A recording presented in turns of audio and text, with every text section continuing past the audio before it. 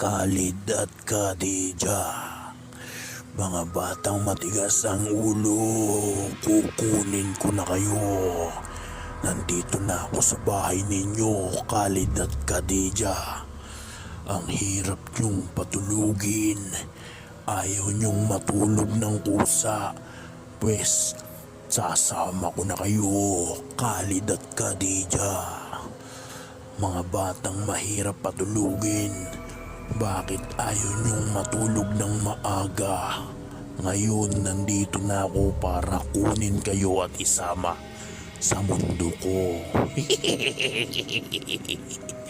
Khalid at Khadija, sumama kayo sa akin at dadalhin ko kayo sa mundo ko. Doon hindi ko kayo patutulugin habang buhay dahil matigas naman ang ulo ninyo.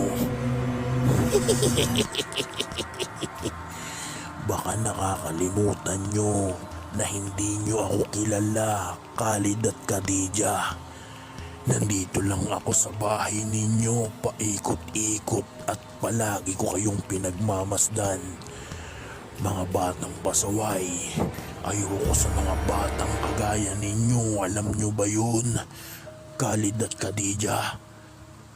Ngayon, nandito ako para parusahan kayo. Tatanggalan ko kayo ng mga mata kung ayaw nyong matulog. Ang hirap nyong patulugin. Hindi kayo marunong makinig sa mga magulang nyo. Ngayon ako ang harapin ninyo, Khalid at Khadija. Nandito ako sa bubong.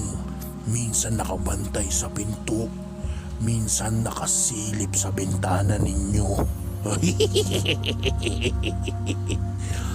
Khalid at Khadija, kung hindi kayo magpapakabait, gagawin ko lahat ng nararapat sa inyong dalawa.